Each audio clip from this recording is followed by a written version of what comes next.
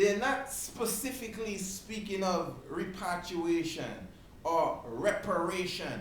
None of these important key issues are on the table.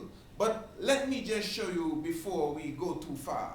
The biblical land of Israel specifically as a theological concept clearly states that the true land of Israel is Africa plus Arabia.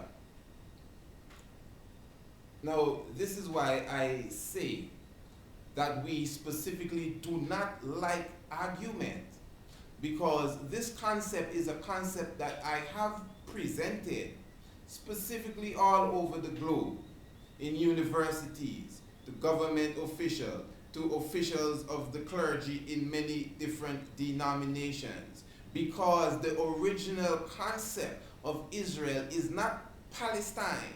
The ancient concept of the land of Israel, according to the Bible, with key descriptions, is Africa plus Arabia, making the Africans, the melanated people of the earth, the true Israelites, according to the scripture where Amos 9 verse 7 clearly shows, are ye not unto me as the children of the Ethiopians, O ye children of Israel? And this is why now again we will highlight that Genesis chapter 13 would clearly show you that these children of the chosen shall go into captivity for a period that shall last for 400 years.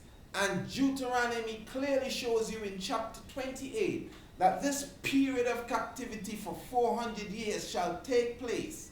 Yes, but the mode of transportation that shall be used to take the children of Israel from their land, which we clearly have described as Africa plus Arabia, not as a religious idea, but as a biblical plus geographical fact, that the land that the Bible speaks of as Israel is Africa plus Arabia. So the children were taken from Israel according to that book, and shall go into captivity for 400 years. And the mode of transportation, according to Deuteronomy 28, that shall take them into this captivity is ships. So when we look at history and try to equate the history with the prophecy, the only history of any people at all going into captivity for 400 years by ships is the great transatlantic, very evil Holocaust slave trade that took the lives of over 100 million black individuals from the face of this earth. And this is their official records. So we could comprehend that it was much more than that, because even the Atlantic Sea has become a graveyard for billions of bones. Listen to me good. Billions of bones and millions of skeletons that are at the bottom of the Atlantic Oceans because they were thrown overboard because enough food was not on the ship, or some of them even dropped overboard instead of coming into this horror of captivity, because they already saw what happened when those that were to come and enslave them came into their land and took them as prisoners of war.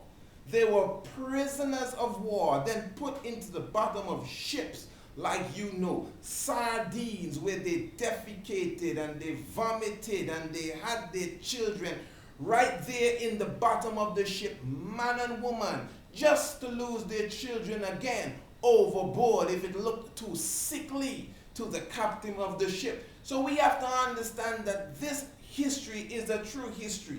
And many of us want to forget this history. But yet still, when the preachers in the pulpit specifically speaking of Moses going to Pharaoh, none of us is standing up and say, let's forget about that. That has gone long time ago. How long ago? At least 4,000 years. Well, I'm speaking of something that just came to an end, supposedly, little over 100 years ago.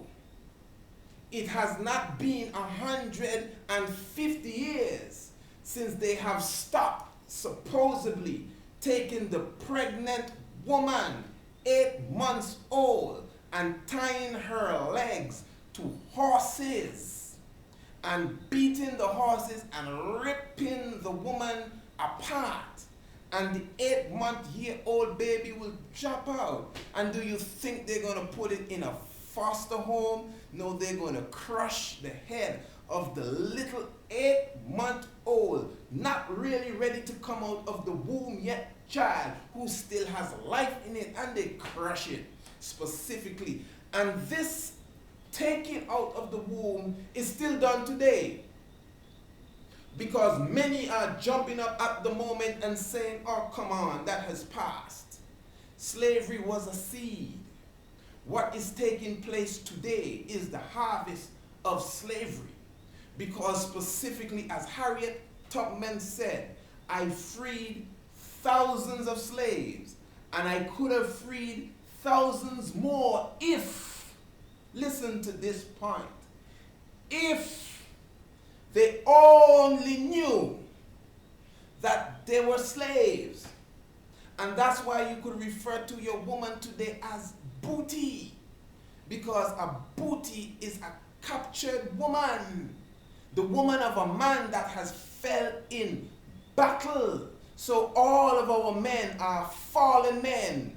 We are dead men. And the women are no longer the woman of Africa. They're the woman of the enslaver. So this is why now, when you can comprehend the same amount of black women that would have lost their womb during slavery, when you look at the records today of the women that have to go on the operation table and take their womb out of their body because of some sickness within their womb that was caused by the same food that the same enslaver gave them to eat, the records would clearly show that it is the same as when we were running from the master on the plantations, when he took the woman and hung her upside down and took the knife and cut her womb open. They're still doing it today in a so-called subtle form. So this is why, when you could consider even the food industry, the same enslaver is the same one that is feeding us. You have to comprehend this. Very, very, very important. This is why Botha said, Botha of South Africa, apartheid, clearly said that we shall attack them through the food chain. This is in the 1990s now. We shall attack them via the hospital.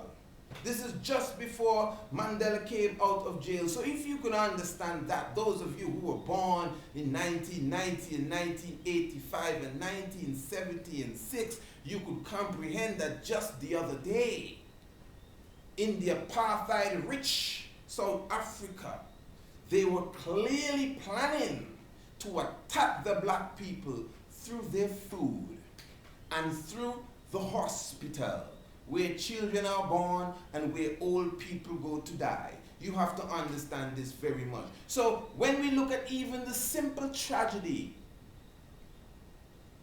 of 9/11, when the buildings fell, and we comprehend that steel, again, does not melt, specifically unless it's more than 2,700 degrees Fahrenheit heat upon that steel, and yet still airplane fuel cannot burn more than 1,800 degrees Fahrenheit, yet still it was airplane fuel from the top of the building that was given the blame to bring down these buildings at such a rapid pace, apparently from the bottom, and the whole world went to sleep. They found a passport in the rubble of this very same demolished World Trade Center site, the same site where the third building fell and nothing touched the building. Now imagine finding a passport in that rubble where you found nothing at all. I'm not going to give you a list of the nothing at all they found. They just found Nothing at all. You could imagine planes flew into this building. They have filing cabinets made of cast iron. This is the World Trade Center. They have safes that you could hardly break and get into. And none of this was discovered, but they found a passport. The passport of the chief hijacker. This is the same event or stream of events where in this great 747 plane crashed into the Pentagon.